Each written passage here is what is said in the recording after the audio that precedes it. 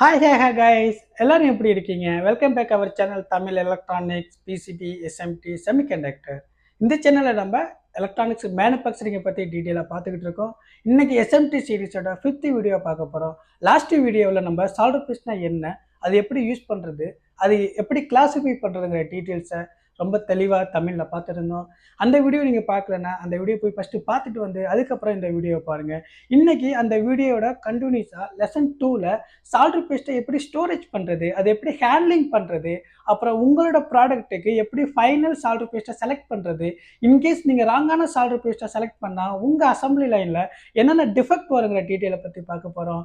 நீங்கள் இந்த சேனலுக்கு புதுசுனா மறக்காம சேனலை சப்ஸ்கிரைப் பண்ணிட்டு பெல் ஐக்கானை கிளிக் பண்ணி வச்சுக்கோங்க. அப்போதான் நான் போடுற ஒவ்வொரு வீடியோவும் உங்களுக்கு உடனுக்குடனே வரும். ஸோ ரொம்ப டைம் வேஸ்ட் பண்ணாம வீடியோக்குள்ள போலாமா? Let's go. Okay friends, so இன்னைக்கு வீடியோவில் நம்ம பார்க்க போகிறது solder paste storage process. So solder paste டேரெக்டாக ரிசீவ் ஆன உடனே நம்ம ப்ரொடக்ஷனில் யூஸ் பண்ணிடுவாங்களா?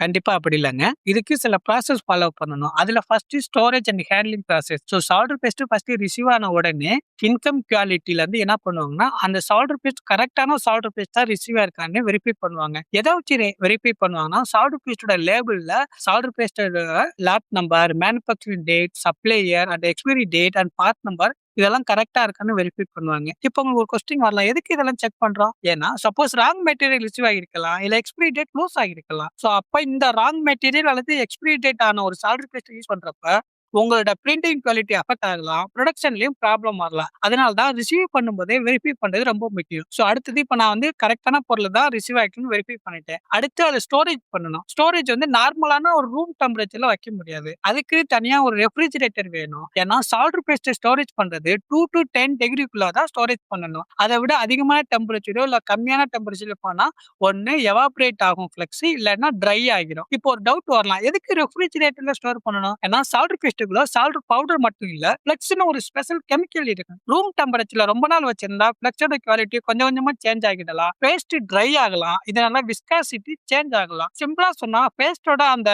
ஒரிஜினல் குவாலிட்டி மெயின்டைன் ஆகாது. அதனால ரெஃப்ரிஜிரேட்டர்ல ஸ்டோர் பண்ணினாதான் பேஸ்டோட குவாலிட்டி நல்லா மெயின்டைன் ஆகும். சோ ரெஃப்ரிஜிரேட்டர்ல ஹியூமிடிட்டி பத்தி உங்களுக்கு கொஸ்டின் வரலாம், நம்ம டெம்பரேச்சர் மட்டும் தான் மெயின்டைன் பண்ணணும்னு. இங்க ஸ்டோரேஜ் பண்றப்ப நம்ம ஹியூமிடிட்டியை ஒரி பண்ணிக்க தேவையில்லை. ஏன்னா நம்மளுக்கு ரிசீவ் ஆகிற கண்டெய்னர் ஃபுல் டைட் அண்ட் சீல்ட்ல தான் வரும். ஸோ ஹியூமிடிட்டி உள்ள அப்சர்வ் ஆக சான்ஸ் இல்லை.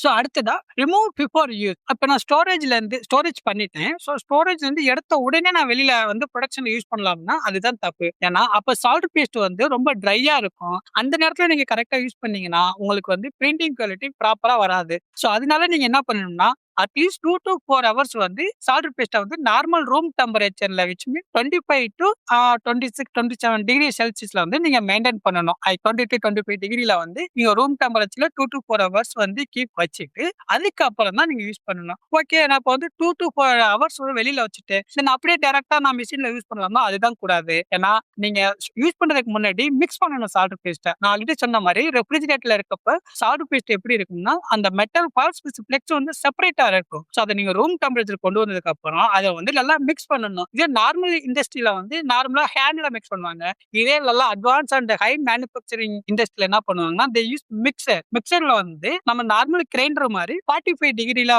ஒரு கப் மாதிரி வச்சிருப்பாங்க. அதுக்குள்ள சால்டர் பேஸ்ட்டை போட்டு fixed RPM like 200, 300 RPM rotate பண்றப்ப அந்த சால்டர் பால் பிளஸ் ஃபிளெக்ஸ் நல்லா மிக்ஸ் ஆகிடும். ஓகேங்களா? ஸோ இதுக்கப்புறம் தான் அதை ரெடி டு யூஸ்ங்கிற ஒரு கண்டிஷனுக்கு சால்டர் பேஸ்ட் வரும். அப்போ நீங்க ப்ரொடக்ஷன்ல யூஸ் பண்ணலாம். ஸோ இந்த ஸ்டோரேஜ்ல நீங்க மெயினா என்னென்ன பாக்கணும்னா, do not store at room temperature. எப்பவுமே கீப் இதை மட்டும் திங்க் பண்ணிக்கோங்க. சால்டர் பேஸ்ட் ரிசீவ் ஆகி கண்டெய்னர்ல இருந்து வெளியில எடுத்ததுக்கு அப்புறம் மேண்டிட்டரி ரெஃப்ரிஜிரேட்டர்ல ஸ்டோர் பண்ணணும். அடுத்து எப்பவுமே keep away from the heat or direct sunlight. Some people என்ன பண்ணுவாங்கன்னா, ஓகே நான் சால்டர் பேஸ்ட்டை வெளியில எடுத்துட்டேன், எனக்கு டைம் இல்லை, நான் சன்லைட்ல இல்லாட்டி ஹீட் ஏரியால வச்சேன்னா உடனே சால்டர் பேஸ்ட் நார்மல் டெம்பரேச்சர் வரும்னு நினைப்பாங்க. அந்த மாதிரி மட்டும் பண்ணவே பண்ணாதீங்க.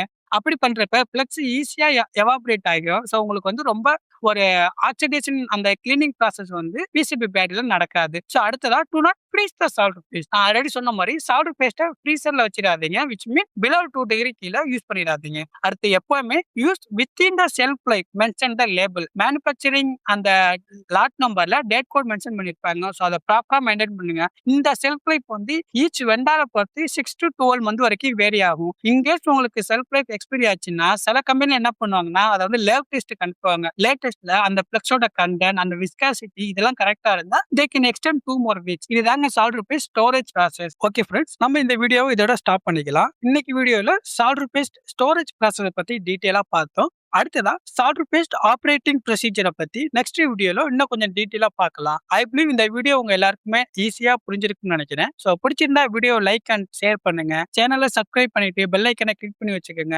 அப்பதான் அடுத்தடுத்து போடுற வீடியோ உங்களுக்கு வரும். அது மட்டும் இல்லாம உங்க ஃப்ரெண்ட்ஸ் ஆர் உங்க ஃபேமிலியில யாராவது எலக்ட்ரானிக் இண்டஸ்ட்ரியில அவங்க கெரியரை ஸ்டார்ட் பண்ணணும்னு இருக்காங்கன்னா அவங்களுக்கு இந்த சேனலை ஃபார்வர்ட் பண்ணுங்க. The channel will be most helpful for them. So thank you for வாட்சிங் this video. See the next video. Bye bye.